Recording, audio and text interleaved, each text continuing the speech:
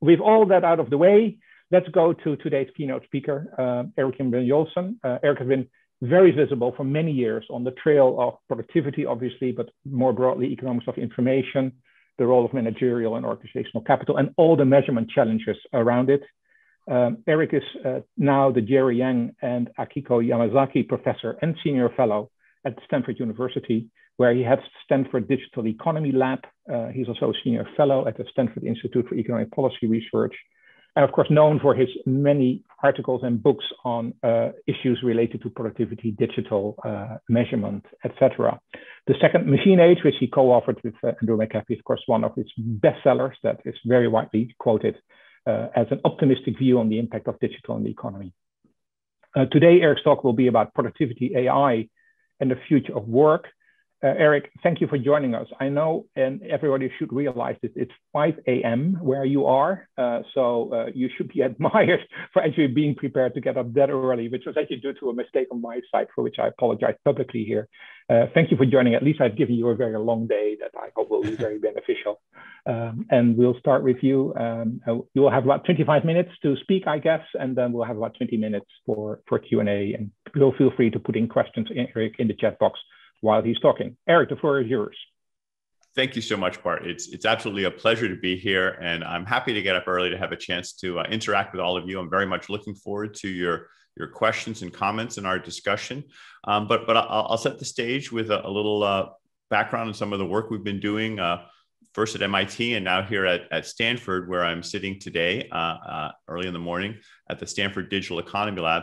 And as Bart mentioned, I'm going to look at how artificial intelligence, which I think is the big technology of our generation, is affecting the economy, but particularly in the two areas of productivity and the future of work, the nature of work, and what kinds of effects it's having on employment and wages.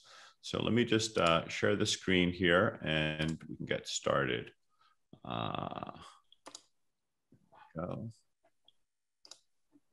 Right, I hope you can see my title slide there. Yes, go ahead. You could.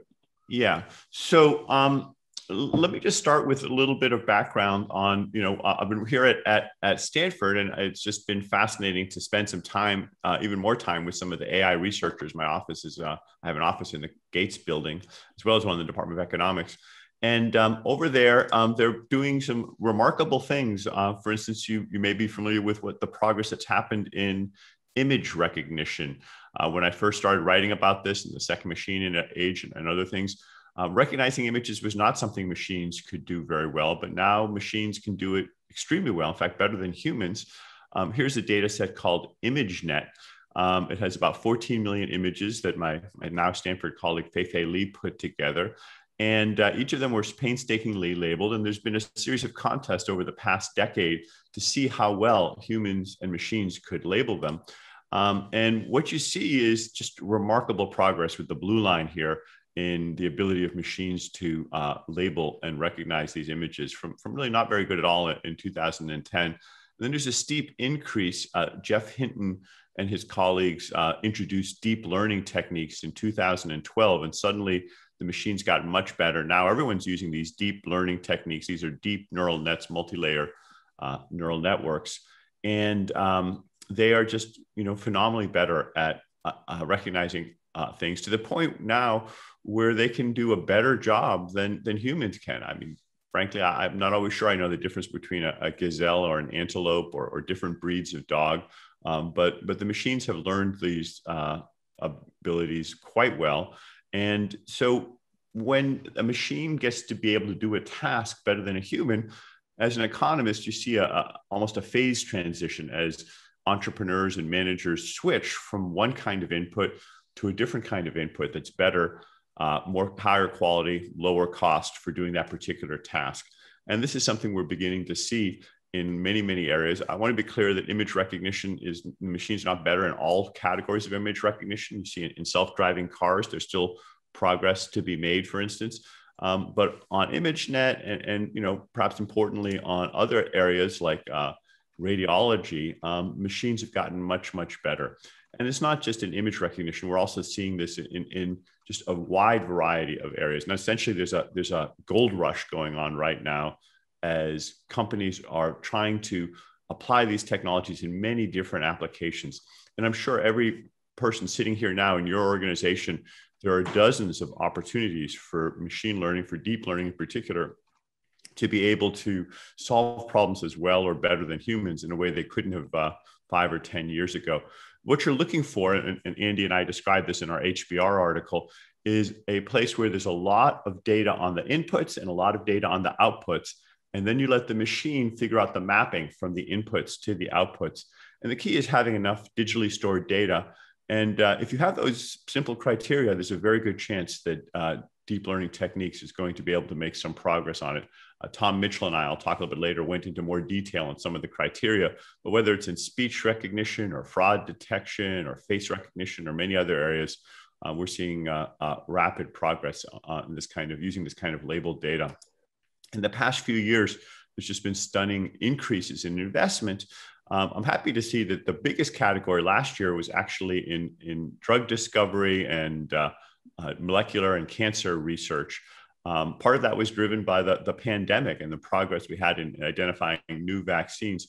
But I'm on the steering committee of an organization called the nonprofit organization called the Artificial Intelligence Index. And I encourage you to go visit that, the AI Index. We just came out with our latest report a little over a month ago.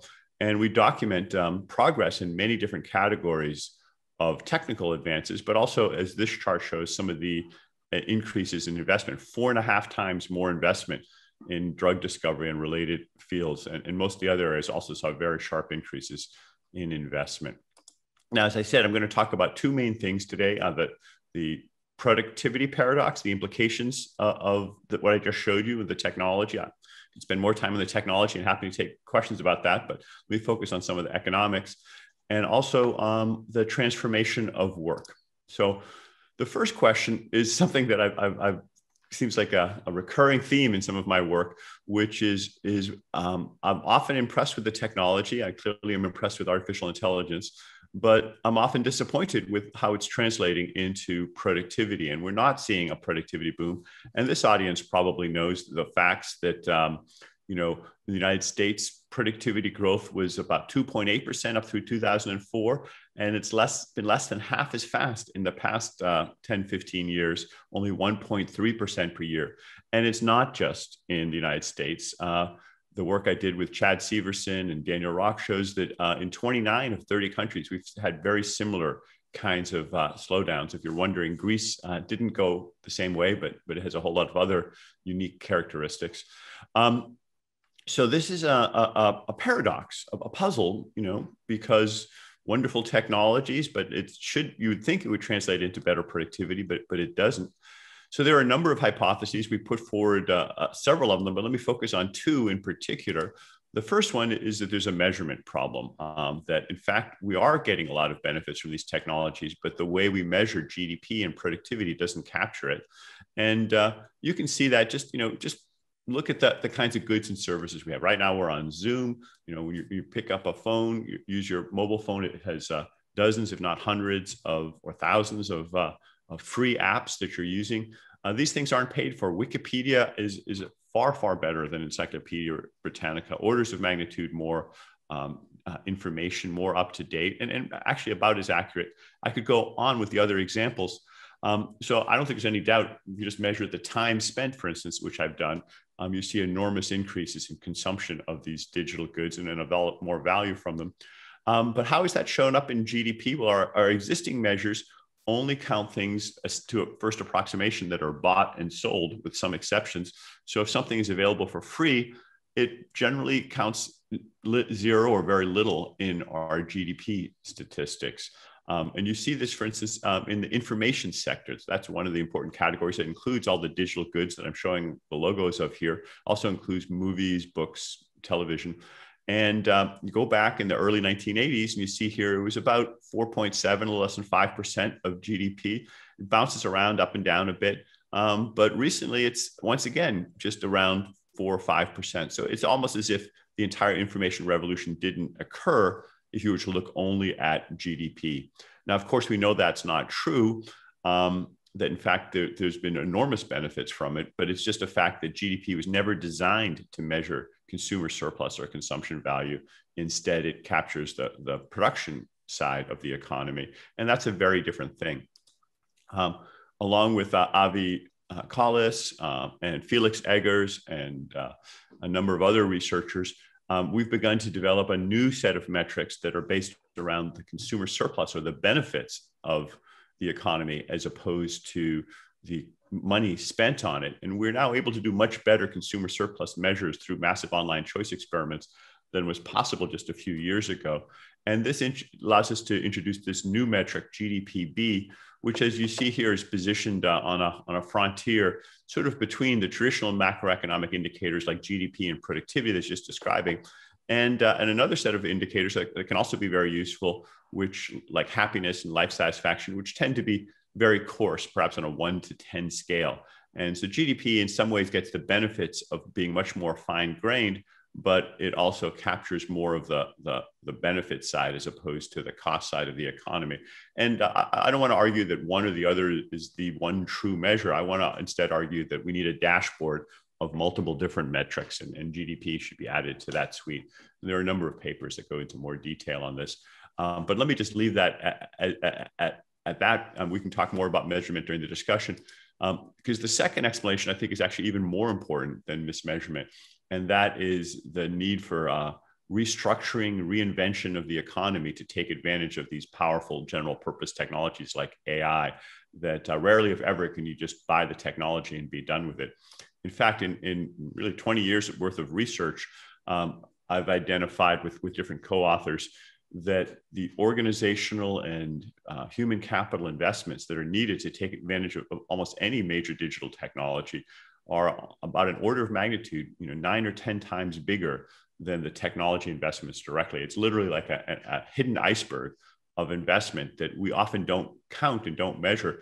But these intangibles are incredibly important, and importantly, they also take time, and they don't happen instantaneously. Now, you can model this econometrically, and you can, there's different ways of measuring the size of these intangibles. For instance, you can do market value regressions like this one, where you look at the ratio between the value of a company and the hard capital investments. And this lambda factor gives you some sense of the size of the intangibles. And indeed, when you measure it, lambda is often on the order of 9 or 10, which implies that the intangible value is a significant multiple of the direct cost. And I'll just quickly show you some of the econometrics here, where you see for IT capital, in this case, in the first regression, it's about 15, and others it's 9, 10, 11, 16, depending on the specification. The paper goes into more detail. This is a new paper called Digital Capital I wrote with Sunny Tambe and Daniel Rock and Lauren Hitt. But we find evidence of exactly what I'm describing here, that this digital capital iceberg is enormous, and it's growing. Over time, the red area here shows that more and more of the economy is in not just intangible assets, but specifically in digital capital. These are the intangible assets that are associated with IT and other digital goods. Also strikingly, it's been incredibly uneven. The growth of digital capital is highly concentrated in just about the top 10% of firms. We call them superstar firms. The next 10% has a bit as well, but the rest of the economy has had almost no growth in digital capital. So this is a very uneven, unequal investment in these types of goods. And I want to stress this top 10% of firms, that's not even the famous, Google, Facebook, Microsoft firms. Those are not in this particular chart. This is a balanced panel that only includes firms that were around back in the 1990s. And so most of those firms were started later than that. And they're across lots of different industries. They're not just in the tech industry, but within these different industries, the top firms that are more digital are just pulling away from the rest of them. And we see similar evidence on the productivity side as well. Now, if you put together all these investments in digital capital and what the implications are, what you see is what we call the productivity J curve. And it's seen best with this blue line here. That this is work with Chad Severson and Daniel Rock. What we see is that there's a pattern where initially companies and the economy as a whole makes investments in digital capital, but these investments are not captured in our GDP statistics or our productivity statistics because they're intangible. They're real though, but they're intangible. And then over time, you start harvesting those benefits, and that's where you get a productivity boom. And my interpretation of what we've seen the past few years is that we've been mostly in the investment phase, the downward part of the J curve, and that we are due for a productivity boom, I think, in the next few years, maybe already this last quarter in the United States with 5.4% productivity growth. We're in the early stages of the upswing, the part of the blue curve that's above zero. And I'm hopeful that we are just starting a productivity boom. And let me also take a few minutes to talk about the transformation of work, another very important and related issue. It's an old one. It goes back to the Luddites, who were worried about how work would be transformed or even eliminated by machines and leave a lot of them out of work. The people who spun cloth had legitimate concerns in some ways. And a lot of the concerns focus on this idea that technology can substitute for humans and thereby drive down wages.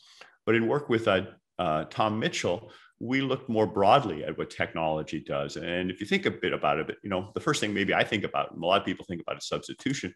But there are all these other things that technology can also do. It can also be a complement for human labor. It can amplify the value of an hour of work. And indeed, over the past 200 years, it's been more of a complement than a substitute. And you see that in rising wages for most types of, an hour of work now you have to pay more for it, which reflects that it's more valuable than it was before.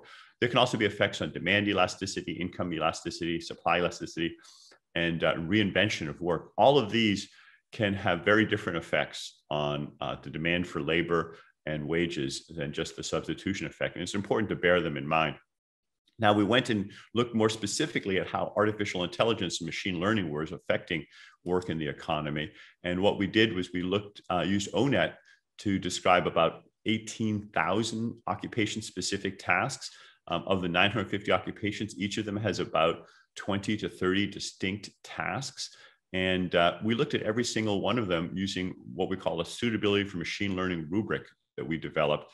It has a set of about 20 different criteria that we apply to every single task. Or we had a team of folks apply it, 10 folks scoring each one. So it's a pretty massive undertaking. But ultimately, we came up with a set of scores, and it gave us some insight into how machine learning was affecting all these tasks. Because just to be clear, as it says at the top of the slide here, we're not anywhere near artificial general intelligence. Instead, machine learning is good at certain tasks and not good at other tasks. So setting which is which, we found we could do this for every occupation. And let me give you one example, which is radiology. There are 27 tasks, according to ONET, that radiology does. Here are a few of them. An important one that many people talk about is interpreting images using computers. And now machines can do that a lot better than humans. There are papers coming out in Science and Nature every few months now, describing how a machine learning system beats humans at recognizing cancer and other types of anomalies. But that's not the only thing radiologists do. One thing they sometimes do is administer conscious sedation. I don't think that's something you'd want a machine doing to humans. They may do physical exams. They consult with other doctors. These are all things that humans do better than machines. But if you just look at the set of tasks that machines can do well, it works out to be about $750 billion, $713 billion. These are the ones just at the 90th percentile, the ones that are really the most low-hanging fruit. It's still a huge chunk of the economy that's going to be transformed. As the radiology slide shows, it doesn't mean that all those jobs are going to disappear, but they're going to be transformed quite dramatically. And this can make the economic pie bigger and create more wealth. But there's no economic law that everyone will benefit. It's possible for some people to be made worse off. In fact, it's theoretically possible for a majority of people to be made worse off and a small group to benefit enormously. And sadly, that's close to what's been happening in the past couple of decades. As David Otter and Daron Acemoglu and others have documented, the wages have become very much more uneven. And by some measures, median income for people with or medium income in the United States, and particularly for people with less than a high school education, have fallen over time. We see the pattern with machine learning potentially perpetuating that pattern going forward. Each of these red dots here describes a different one of the 950 occupations in our data set. The horizontal axis is wages, the wage percentile in particular, from 0 to 100, the highest wage occupations on the right. And the vertical scale is how suitable that occupation is for being done by machine learning. And what you see is clearly a downward slope. The low wage jobs tend to have more tasks that are suitable for machine learning.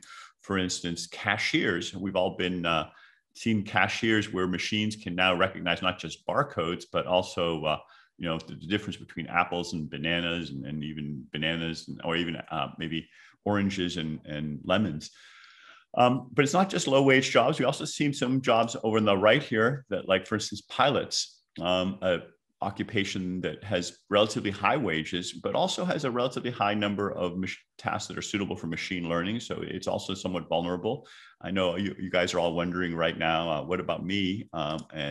There's economists paid, I guess, pretty well, I guess, maybe not as much as some economists would like, but somewhat fewer tasks suitable for machine learning than many of our other colleagues in other professions. We've taken this and we've begun to apply this to data worldwide. So we're using the same tool to look at comparable data in about 40 different countries. And we're creating basically a tool where you can zoom in on any particular country. And once you pick a particular country, you can then pick a particular profession. Here it is proportional to the size of the workforce in that profession. And then you can zoom in and see the scores for those. So this will be a tool where people can much more easily see what's going on in the economy. We can also do it at the level of firms. So using data from organizations like LinkedIn and Burning Glass, we've been able to scale this up to the firm level. Let me just zoom in on the right side here. This is a scatter plot of how many skills the firm has, like how many people know Python or TensorFlow. And the vertical axis is, again, that suitability for machine learning. Each of the bluish green dots are different firms in the retail industry. These are all publicly traded firms on this particular chart here, although we can do private firms as well.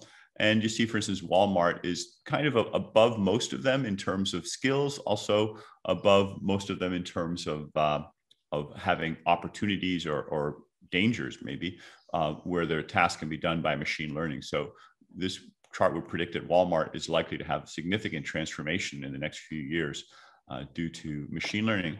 And we have a whole dashboard now of different things you can zoom in and look at. I won't go through it right now, but that map, what firms can do and what they can't do. And we've begun applying it to job postings. We've looked at over 200 million job postings now, and can do a number of predictions. This paper, for instance, has a general tool, and you can, for instance, see which types of tasks are most suitable for work from home as well, using these machine learning methods. So to summarize, in my view, the future is already here. The tools are available. They're incredibly powerful. They're often at human level or even superhuman level capabilities.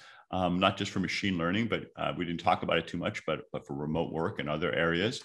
But the key takeaway is that the technology by itself is not enough to boost productivity. You need to reinvent business models. You need to reskill the workforce. And that means that what we typically see is something like a productivity J curve, where initially you may have a lull or a lag that can last for several years or more before you have a takeoff. The data that I've been looking at suggests that we are due for a productivity boom over the next few years. And finally, since these things do take time, the smart thing for a CEO to do is or any manager to do, is to invest now for the skills that are needed going forward. We have some good tools now that describe what skills are available inside of a company, what skills are changing over time, which skills are suitable for machine learning, which ones aren't. And with that kind of visibility, executives should be able to prepare their organizations. One of the sad things was to watch hundreds of billions or maybe trillions of dollars of human capital walk out the door, be laid off during the pandemic, many people losing their jobs. And many of those people really would have been very much needed by those same firms for a new, more machine learning driven economy. But I think typically the managers didn't have the ability to identify which were which. And I think that we now have some tools that make it much easier to do that. So as Wayne Gretzky said, you want to skate to where the puck is going to be by using these tools, understanding what's happening to the demand for different kinds of skills and activities going forward. So I'm looking forward to your questions and comments. I'd love to hear what your thoughts are. And if you have areas you'd like me to flesh out more, I'm happy to do that. You can read the papers that I mentioned here at my website for the Digital Economy Lab, where my colleagues and I post our research, and my own personal website as well. So please feel free to go over there. And I think all the papers that I discussed will be available there, as well as lots of others. So now with that, let me see what questions and comments you have, and look forward to the discussion. Sure. Well, thanks, Erik. Amazing pace to go for about 40 slides in, what is it, less than 50 minutes. So that's excellent. But there are questions. So it's good that we have some good time for discussion.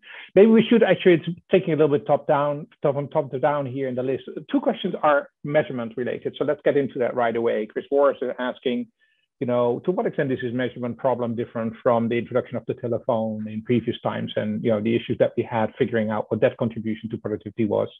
And then Richard Jones has a more specific question focused on the perceived declining rate in the improvement of technology in hardware, and then the quality for computing in hardware.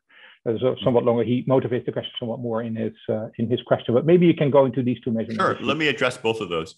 So I've been looking at the measurement question for a long time, both on the intangibles or the input side, but also on the output side. We've looked at a number of things, and I'm quite convinced that we are badly mismeasuring a lot of the economy, and that there's a big gap there between the benefits we're getting from many of these technologies and what's showing up in the GDP statistics. And as you all know, productivity is just GDP divided by hours worked. So when we mismeasure GDP, we mismeasure productivity.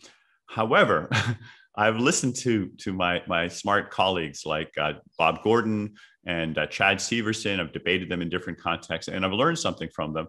And one of the things that they've made clear to me is that, yes, Erik, I'm right about the mismeasurement today, but I'm not thinking enough about the mismeasurement, as you mentioned, that happened 20 years ago or 50 years ago or 100 years ago.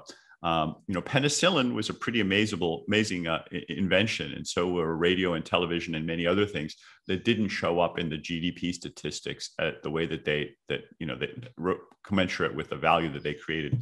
So now we have a harder problem. We're missing benefits today. We're also missing benefits 50 or 100 years ago.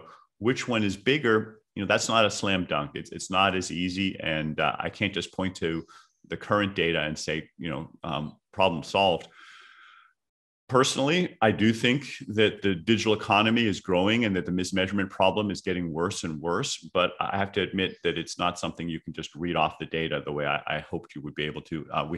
Nobody used GDP back in the 1930s, so we don't have a comparable set of data that we can look at, and so we don't really know for sure. It's more of an instinct. As to the second question about hardware, there's definitely evidence that the traditional measure of Moore's law, microprocessors per chip or transistors per chip, I should say, are not growing as rapidly at the exponential rate that they used to. But I think it may be worth thinking of a more broad version of Moore's law. Maybe it needs a new name, which it looks at other dimensions that in many cases are more important. For instance, on these phones, the chips are getting dramatically better at power consumption, dramatically lighter. For me personally, having a few extra hours of battery life is more important than having the screen refresh a little bit more rapidly, or having it do the email, scroll faster or whatever. So the real margin that matters to me is power consumption. And on that dimension, the chips continue to improve, or in fact, improve even more rapidly. There's also been progress in specialized kinds of chips. For instance, GPUs and TPUs, graphic processing and tensor processing units that are specifically for instance, machine learning, which can often be very parallelizable. And so as a result, you don't need to have all the transistors just in one place. You can have them across multi-cores. And the parallelizability in these TPUs they have improved first 10x, then 100x, then more than 100x in a short period of time, actually faster than Moore's law. So there are these other dimensions. I won't go through all of them where we have seen significant hardware progress. And on the horizon, we're seeing things like quantum computing, which I thought was a fantasy, but now I'm spending more time talking to my friends at some of the quantum computer companies, and it really does seem like it's a realistic possibility. And so there are some other frontiers that are progressing very rapidly, even as the traditional measure seems to be stagnating. Jonathan Haskell has a question about your productivity J-curve, in particular about the horizontal scale. So, how long does it take to get a positive productivity effect, and what does the calculation depend on? When would the starting point be? Can you talk a little bit more about that? Sure. Well, we looked historically, and one thing that was striking is if you look at these very important general purpose technologies, AI or even computers isn't the first one. Go back to the steam engine, you go back to electricity. It took decades. The steam engine, there was something called the Engel's pause that lasted for maybe 30, 40 years. Paul David and others have documented with electricity, 30-year or more lag. It just horrific and sad how long it takes for these technologies to really pay off. And we describe it in the paper and in my books a little bit as well. I'm hoping this time around it'll be a lot faster. There are people like the Productivity Institute and you and your colleagues that are helping people understand better how we can use these technologies effectively. There are large consulting firms, there are business schools that specialize in helping people understand how to transform their businesses and take advantage of technologies. And maybe all that effort is compressing things a little bit. If you look at the private data, not just the aggregate data like that I showed you the equation there. The lags are much, much shorter. They're on the order of 5 to 7 years in one paper that I did with Lauren Hitt, for instance. So that's a much more compressed timescale. To be more specific, but also perhaps a little bit unsatisfying, I think the real answer is that it depends a lot on the exact technology. Sometimes it happens very, very quickly. Other times it happens longer. The more transformative technologies do tend to take longer to reinvent the economy for, say, internet retailing. We're still doing that. And Amazon is still in the process of doing that, as are many other companies. Other things like plugging in machine translation. I had a paper where we looked at where eBay turned on machine translation for different language pairs, English versus Spanish, English versus French, English versus Portuguese. And each time they turned it on, it was just a matter of weeks before you saw about 11 to 12% productivity gain. So that was something that did not require a lot of business process change. It was just, the website was automatically updated. So there's a whole spectrum. And although I drew it as a single J curve, the reality is that there's a whole lot of overlapping J curves that are all smeared together. And some of them were getting the returns from within, very short periods. Right. Others, it can be 10 years or more. Good. We have a few questions that I pulled together on skills. So one question from Sylvia Massini is about, whether the supply of people with digital skills is lagging, the potential adoption of digital technologies, just the adoption of digital technologies require a different organization, division of labor. What's the complementarity of digital technologies in clusters? Colin Siddle has a question about how many organizations are really able and willing to define jobs as they exist after the investment has been installed and commissioned, and suggest that maybe in manufacturing, we haven't seen much of that happening. And then there's a question for Bernard Casey on what about jobs in social and elder care? They're largely low wage, but how would that be transformable, and what would be the role of the ability to read images in different? Yeah, those are great sets of questions. I'll try to go quickly because so on the first one, in terms of the complementarity, we can look at the market and the wage data for people who have skills that are complementary to machine learning. They're skyrocketing here. The reason the real estate's so expensive here in the Bay Area is that people are paid a lot if they have those kinds of skills.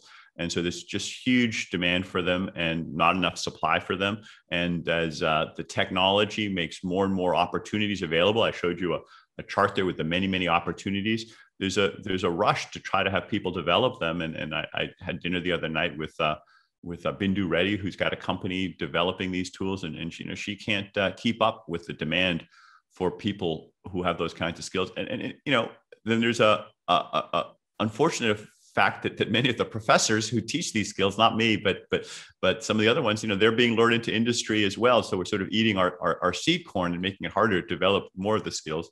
Online education and other tools are maybe helping with that a little bit. And also the technology is getting easier to use. There's some off-the-shelf tools that, you know, like AutoML, that maybe you don't need to be a sophisticated machine learning person. But the short answer is that there is certainly evidence, overwhelming evidence, that there's a need for more people with those kinds of skills, and wages reflected. And the faster we could create those skills, the faster the economy would grow and the more productivity we would have. Also, the more it would be a reduction in inequality if we could have more people with those kinds of skills.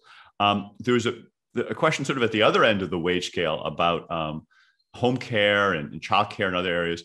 I think that's one of the big areas that there'll be continue for a long time to be demand for human labor. You know, most of us would not want a robot taking care of a 2-year-old or an infant, or even trying to coach children at, you know, in a soccer game or something like that. It would be a silly thing to try to do.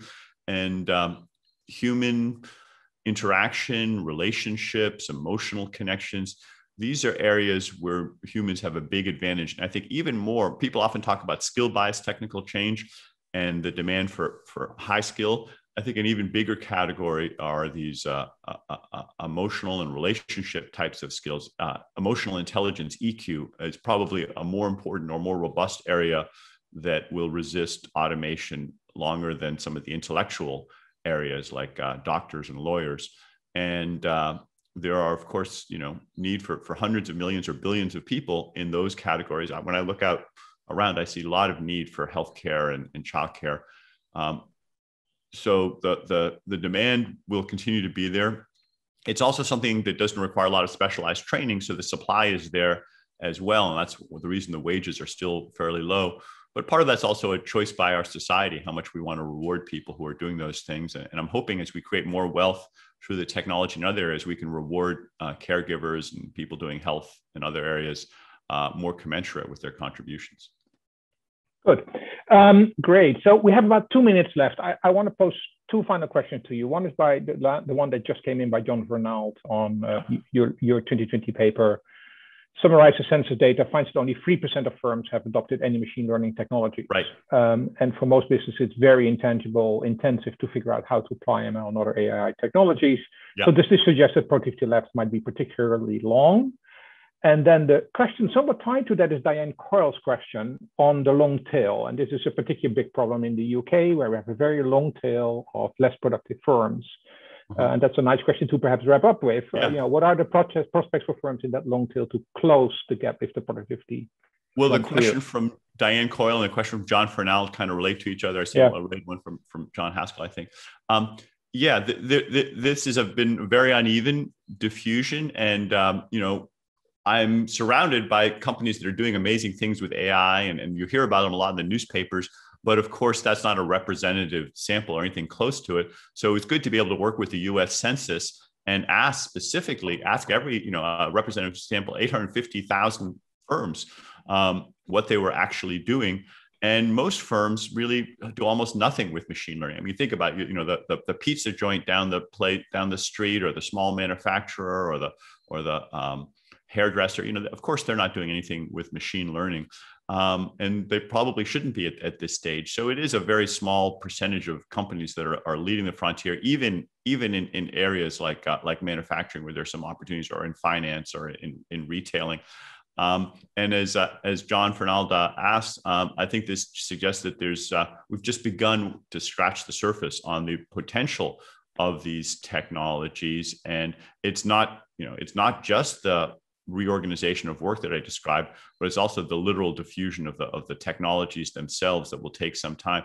And part of that requires people figuring out, how could you use machine learning in a different kind of a retail store, or in a small manufacturing plant that isn't currently done. And there are people working very hard at applying those areas, but it'll be a long time, just as it was with electricity and other technologies, before we see the full impact of the machine learning revolution. And I think that's a good reason to not be too disappointed with the productivity that it just takes time for these things to be implemented. And to Diane's question, to underscore, part of what I've just been saying, it is extremely uneven. And if anything, it's becoming more uneven. So rather than the median catching up with the frontier, we're seeing a growing gap. I showed you the chart with the superstar firms where those top 10% of firms are pulling away from the rest in terms of intangibles. What I didn't show you was we see the same thing in productivity and other metrics. And a number of other researchers, Kriskola and others, have identified similar patterns in terms of the frontier pulling away from the median. So that's a little bit troubling. Well, I guess you could consider, that the pessimistic spin is we're leaving a lot of companies behind, a lot of people behind. The optimistic spin is that there's a lot of opportunity to gain. And even just if we just brought the median to the frontier, we didn't have to push the frontier. If we just got the median to catch up, we would get enormous productivity gains. Ironically, in the information age, there seems to be slower diffusion of some of these ideas than there was previously.